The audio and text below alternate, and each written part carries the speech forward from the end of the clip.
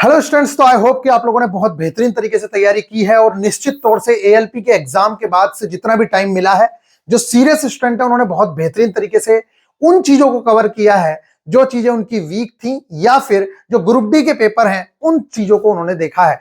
मेरे प्यारे स्टूडेंट्स, वैसे तो आप सभी लोगों को सारी की सारी चीजों के बारे में नॉलेज है, लेकिन कुछ चीजें ऐसी होती हैं जो एग्जाम से पहले अगर आप लोगों को पता चल जाए, जैसे कि मालूम तो आप सब लोगों को होता है लेकिन दिमाग में नहीं आता है उस टाइम पे, उन चीजों का थोड़ा सा ख्याल रखना, बाकी स्टूडेंट से आगे निकलने में मदद मिलेगी। ज्यादा लंबी वीडियो नहीं होगी, छोटी सी वीडियो है जिसमें आप लोगों को मालूम है कि टेक्नीशियन ग्रेड 3 के अंदर कुछ इस तरीके का आप लोगों का रेशियो रहने वाला है, यानी कि मैथ्स, रीजनिंग और साइंस और जीके जीए जिस तरीके से आप लोगों का मॉक टेस्ट आया है उसमें मिक्स क्वेश्चन आने वाले हैं, यानी कि अलग अलग सेक्शन में ना होके मिक्स टाइप के ही क्वेश्चंस आप लोगों को देखने को मिलेंगे, मैथ्स के भी, रीजनिंग के भी, और वही लेवल जो आप लोगों ने एएलपी में देखा है, जो लेवल आपने ग्रुप डी के अंदर देखा है, सेम टू सेम लेवल आप लोगों का यहां पर देखने को मिलेगा।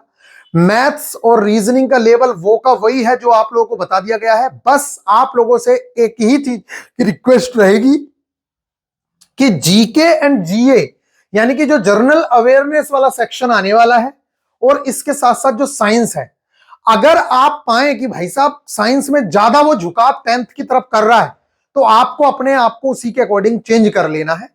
और अगर वो जीके के अंदर करंट अफेयर्स में कोई स्पेशल टॉपिक उठा रहा है, जैसे कि अवार्ड से रिलेटेड या नियुक्ति से रिलेटेड टॉपिक पूछ रहा है, या आप मान लेते हैं कि पिछले महीने की करंट अफेयर्स पूछ रहा है या कब की करंट अफेयर्स पूछ रहा है, उस हिसाब से जो आगे के स्टूडेंट हैं उन्हें 3 दिन का समय मिल रहा है, तो उस हिसाब से आप अपनी प्रिपरेशन को जरूर से जरूर मोड़ दीजिएगा उसी के अकॉर्डिंग।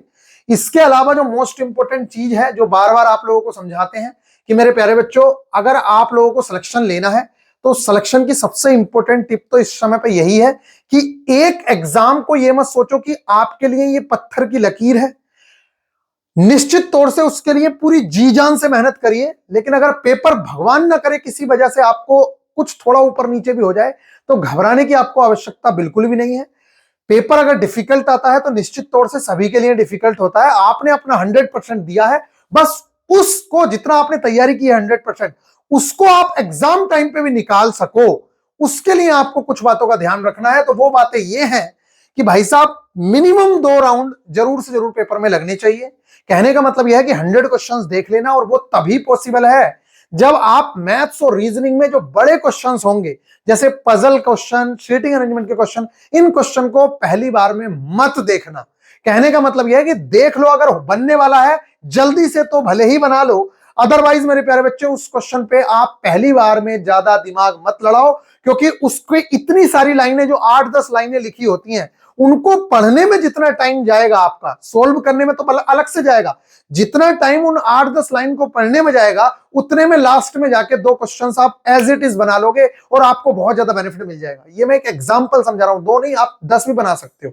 तो कहने का मतलब यह है कि पूरा राउंड जरूर से जरूर मारना है। ये बहुत ही कॉमन बात है। बच्चे अभी ये कह सकते हैं कि ये बात तो भैया हमें सबको पता है, लेकिन रियल में मैं आपको बताऊं, जब हम एग्जाम देने जाते हैं और जब हम पेपर सोल्व करने लगते हैं और बीच बीच में क्वेश्चंस आते हैं, तो हम दिमाग लगाते रहते हैं, सोल्व करते रहते हैं, और ये भूल जाते हैं देखना कि भाई साहब मेरे पास तो समय इतना है, और बड़े क्वेश्चन के चक्कर में आपने 3 मिनट बर्बाद कर दिया और बाद में उसका आंसर भी नहीं आया, तो ये जो 3 मिनट है ये आप लोगों को बाकी लोगों से पीछे खींच देते हैं। इसलिए पहले स्मार्ट बनिए, चाहे क्वेश्चन छूट ही जाए आप मार्क फॉर रिव्यू करके निकल जाइए, लेकिन मेरे प्यारे बच्चे पहला राउंड जो है वो इस हिसाब का होना चाहिए कि पहली बार में जितने क्वेश्चंस बन सकते हैं उतने क्वेश्चंस बनाओ, और फिर नेक्स्ट राउंड में आके जो मार्क फॉर रिव्यू किए हैं या जिन क्वेश्चंस को आपको करना है उन क्वेश्चंस को बाद में करें। आप ऐसा भी कर सकते हैं, कुछ लोग ऐसा करते हैं जैसे कि मार्क फॉर रिव्यू उन्होंने 10 क्वेश्चंस कर लिए, 20 कर लिए, लेकिन आप ऐसा भी कर सकते हैं जैसे 25वां क्वेश्चन था, आपको लग रहा था कि मैंने लगभग सोल्व कर लिया था, लेकिन अभी मेरे दिमाग में आ नहीं रहा है, लेकिन इसको मैं 100% कर लूंगा जब दूसरा राउंड मारूंगा, तो उसको आप अपनी रफ सीट पे लिख सकते हैं कि ये 25वां क्वेश्चन, मतलब एक तरफ लिख दीजिए कहीं 25, एक ऊपर बॉक्स बना दीजिए छोटा, उस पर क्वेश्चन लिख दिए 25वां 33वां, तो डायरेक्ट जब दूसरा राउंड मारोगे तो पहले आप उन क्वेश्चंस को देख सकते हो। आप कहोगे भैया मैंने मार्क फॉर रिव्यू तो कर रखे हो सकता है आपने मार्क फॉर रिव्यू 12 क्वेश्चंस कर रखे हो, फिर 12 क्वेश्चंस में थोड़ी छांटोगे कि वो कौन सा क्वेश्चन था, तो जो क्वेश्चंस आपने अटेम्प्ट करने की कोशिश की लेकिन आपसे अटेम्प्ट नहीं हुए, ये किसी वजह से बार बार आंसर गलत आ रहा था, लग रहा है आपको कि मैं इस क्वेश्चन को तो 100% बना ही लूंगा, लेकिन आप पहली बार में छोड़ दिए क्योंकि टाइम कम था, दूसरी बार में जब आप आओ और उस पे आप क्वेश्चन को देखना चाहो तो उस क्वेश्चन के लिए आप मार्क फॉर रिव्यू तो कर ही रहे हैं, साथ में उस क्वेश्चन के लिए जरा सा टाइम लगेगा, 25 28 जो भी लिखना है आप एक ऊपर बॉक्स में लिख सकते हो रफ पे, जिससे कि आप डायरेक्टली उन क्वेश्चंस को देख सको।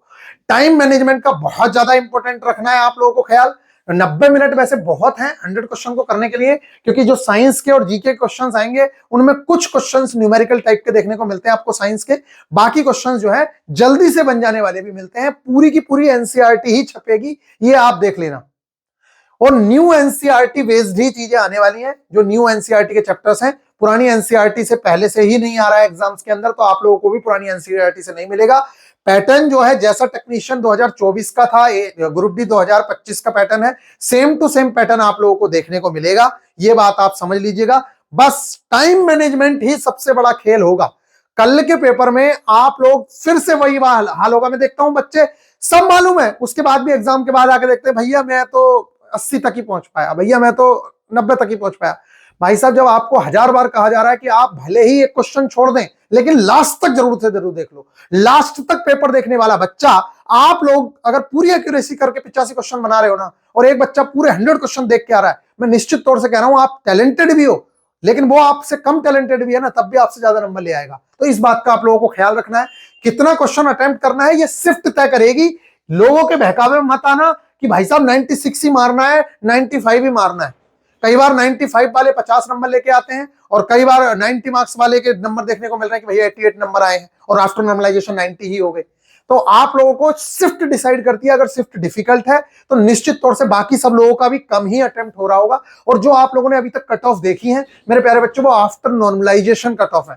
तो ये मत समझना कि भाई साहब मेरे को तो 95 ही मारना है, 96 ही मारना है। हाँ, अगर आपसे बन रहे हैं तो निश्चित तौर से मारिए, लेकिन अगर नहीं बन रहे हैं तो जबरदस्ती आपको इस वजह से क्वेश्चन पे तुक्के नहीं मारने हैं कि भाई साहब मेरा तो हो ही नहीं पाएगा इसलिए तुक्के मार देता हूं।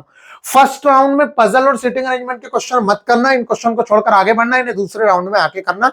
एनालिसिस को मिस मत करना। ये देखिए एनालिसिस कराना बैन हो चुका है, हम लोग नहीं कराते हैं, लेकिन फिर भी कुछ चैनल्स पे आप लोगों को एनालिसिस देखने को मिलते हैं। वो अपने रिस्क पे करा रहे हैं, जो उनका मन है वो, लेकिन आप उनसे फायदा उठा सकते हैं, तो निश्चित तौर से आप फायदा उठाइए। जब कोई करवा रहा है, आपको मिल रहा है, आप नहीं देखोगे तो दूसरा देखेगा, तो आप तो पीछे रह गए ना, तो आप क्यों पीछे रहें।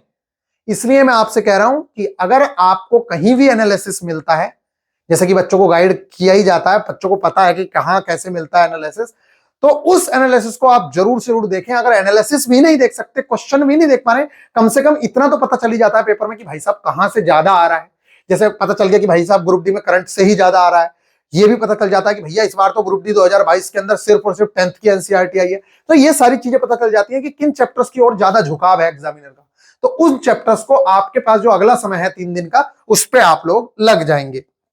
दूसरी बात मैं बता दूं, अपनी तरफ से बेस्ट देना, भगवान का नाम लेके पेपर को शुरू करना, टेंशन की जरूरत नहीं है। अगर पेपर किसी वजह से भगवान ना करे खराब हो, तो अपनी जिंदगी के साथ खिलवाड़ करने की जरूरत नहीं है, आगे बहुत चांसेस है। लेकिन एग्जाम में सफलता का एकमात्र रीजन यही है कि मेरे प्यारे बच्चों, आप लोगों को कंसिस्टेंसी के साथ लगे रहना होगा। यानी कि एक पेपर दिया तो उसके बाद इंतजार मत करो कि इसकी आंसर की आएगी, तो पेपर दिया नेक्स्ट एग्जाम की तैयारी में घुस जाओ बेझिझक, तब आप लोगों को बहुत ज्यादा बेनिफिट मिलेगा। अदरवाइज आप परेशानी रहेंगे।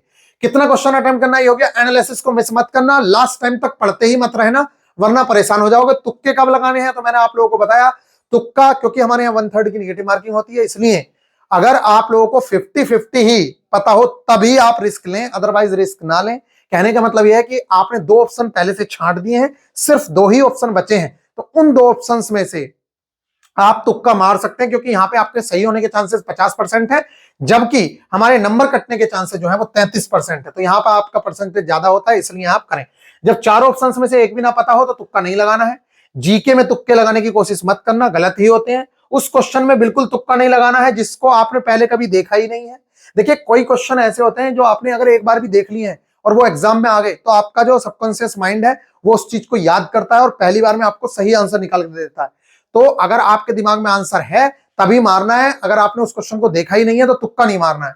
मैथ्स या रीजनिंग के क्वेश्चन को भी बिना समझे तुक्के ना मारें, क्योंकि मैथ्स और रीजनिंग में तुक्का मारना आप लोगों के लिए नुकसानदायक हो जाता है। साइंटिफिक तुक्का कब लगा सकते हो और इससे मार्क्स बढ़ जाते हैं, निश्चित तौर से इससे मार्क्स बढ़ जाते हैं, लेकिन कब, जब 50-50 रूल लग रहा हो तब आप मार सकते हो, क्योंकि आपके सही होने के चांसेस तो 50% है, गलत होने के चांसेस आपके 33% है। सबसे ज्यादा एक्सप्लेनेशन अगर किसी ऑप्शन में दिया है और आप तुक्का मारने के मूड में हो तो आप उसकी तरफ जा सकते हो।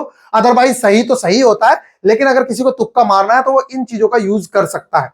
जब कम टाइम बचा हो और माइंड काम ना कर रहा हो तब आप पुरानी नॉलेज एंड मेमोरी टेक्निक्स के बेस पे तुक्का मार सकते हो। जब कैलकुलेशन का टाइम ना हो तो आप यूनिट डिजिट के बेस पर अप्रोक्सीमेशन मेथड के यूज करके भी तुक्के मार सकते हो, और इससे कई चीजें सही हो जाती है, लेकिन इनको यूज करना आना चाहिए आपको।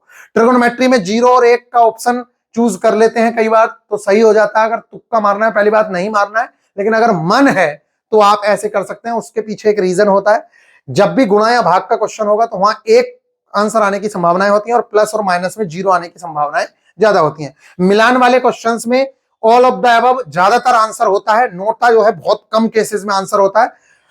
70% केसेस में all of the above answer सही होने के चांसेस होते हैं अगर आपको आंसर नहीं मालूम है तो, और नोटा जो है वो 30% केसेस में ही सही होता है, ये सही नहीं होता है। और बी एंड सी जो ऑप्शंस हैं, अगर तुक्का मारना पड़ रहा है तो आप उसकी तरफ जा सकते हैं, अदरवाइज तुक्का मारने की कोई जरूरत नहीं है। ये जो बुक है ये आपको प्रोवाइड करवा दी जा चुकी है, इसका आपने रिवीजन कर ही लिया होगा। एएलपी सीबीटी 1 के इसके अंदर क्वेश्चंस, आरआरबी जेई टेक्नीशियन 2024 वाले क्वेश्चन, जेई के भी और टेक्नीशियन के भी। इसके अलावा मेरे प्यारे बच्चों, आप लोगों को बेहतरीन तरीके से हम लोगों ने ये जो बुक है, ये ग्रुप डी वाली, ये जो ग्रुप डी की बुक है ये भी हम लोगों ने प्रोवाइड करवा दी है। ये ग्रुप डी वाली बुक भी जो है आपको प्रोवाइड करवा दी जा चुकी है। मोस्ट इंपोर्टेंट 30 शिफ्ट अभी दी हैं, और ये आप लोगों के लिए एएलपी जो सीबीटी 1 होने वाला है उसमें भी बहुत ज्यादा काम करेंगे, और मैं इसको कोशिश करवाऊंगा कि ये आप लोगों को पूरी की पूरी 101 शिफ्ट बेहतरीन तरीके से प्रोवाइड करवा दी जाएंगी। और एएलपी सीबीटी 1 के अंदर और आप आगे ग्रुप डी जो होने वाला है उसके अंदर बहुत ज्यादा कारगर ये साबित होगा, तो निश्चित तौर से आप इसको भी पढ़ सकते हैं। बाकी आपका पेपर डिसाइड करेगा। हमारी ओर से आप सभी लोगों को बहुत बहुत शुभकामनाएं हैं। आप अपना पेपर देके आइए बहुत बेहतरीन तरीके से, और इसके बाद हम लोग रेडी हैं आरआरबी ग्रुप डी की। अगर आप तैयारी करना चाहते हैं तो ग्रुप डी के लिए, और अगर आप एएलपी सीबीटी 2 की तैयारी करना चाहते हैं तो मेरे प्यारे बच्चों एएलपी सीबीटी 2 के लिए भी हम लोग बेहतरीन तरीके से तैयारी कराने के लिए आपके साथ रहेंगे। ये बच्चे हैं एएलपी में जो 2024 में फाइनली सेलेक्ट हुए हैं। कुछ बच्चों के यहाँ पर रिव्यूज डाले गए हैं, बच्चों के स्क्रीनशॉट तो हजारों हैं, लेकिन यहाँ पर आप लोगों के सामने कुछ स्टूडेंट्स के रिव्यूज दिए गए हैं। करीब करीब 950 स्टूडेंट्स के स्क्रीनशॉट तो मेरे पास बिल्कुल प्रूफ के साथ पड़े हुए हैं, मैं आप लोगों को दिखा दूंगा। और ये बच्चों ने बहुत अच्छे से पूरा सीबीटी 1 भी, सीबीटी 2 भी और साइको भी हमारी गाइडेंस के अंदर इन्होंने बहुत बेहतरीन तरीके से तैयारी की है। साइको में भी बहुत अच्छे नंबर हैं, जहां पे हिडन क्यूब वगैरह में बहुत सारे बच्चे फेल हुए। ऐसे ऐसे कॉन्सेप्ट में जहां पे बड़े बड़े टीचर्स भी अटक रहे थे, तब भी बच्चों का कंफ्यूजन नहीं रहने दिया, और बेहतरीन तरीके से इन लोगों को हमने प्रिपरेशन स्ट्रेटेजी दी। और ये बहुत अच्छे से, बस टेस्ट सीरीज के लिए जो भी बेस्ट था मैंने इनको सजेस्ट किया कि भाई आप यहां से लगा लीजिए। किस चीज की टेस्ट सीरीज? सिर्फ और सिर्फ साइको की। बाकी टेस्ट सीरीज तो हम लोग बहुत बेहतरीन तरीके से आप लोगों को प्रोवाइड करवाते ही हैं। आई होप कि आप लोगों को समझ आया होगा। तो मेरी ओर से बेस्ट ऑफ लक है। आप सभी लोग अपना एग्जाम देके आइए। सभी लोगों को हमारी ओर से बहुत बहुत शुभकामनाएं हैं। एक बात का ध्यान रखना, ग्रेड 1 के पेपर से ग्रेड 3 वाले अपना कंपेयर मत करने लग जाना। पता चल रहा है ग्रेड 1 में बहुत अच्छी फिजिक्स आ रही है, आप ग्रेड 3 वाले भी अपना प्रिपरेशन स्ट्रेटेजी बदल दो। पहले देख लेना कि ग्रेड 1 का पेपर है कि ग्रेड 3 का पेपर है, ठीक है? क्योंकि उसके अंदर फिजिक्स आएगी आएगी, और उनका जो सिलेबस है वो अलग टाइप का होता है, और उसके अंदर 11th 12th का मैथ्स भी देखने को मिल जाता है। इसलिए आप अपनी स्ट्रेटेजी चेंज मत करना, आप अपने सिलेबस पे स्टिक रहो। बाकी जैसा पेपर आएगा उसके अकॉर्डिंग आप लोगों को स्ट्रेटेजी चेंज करनी होगी। गाइड करेंगे। मिलेंगे नेक्स्ट वीडियो में। ख्याल रखिएगा। Take care.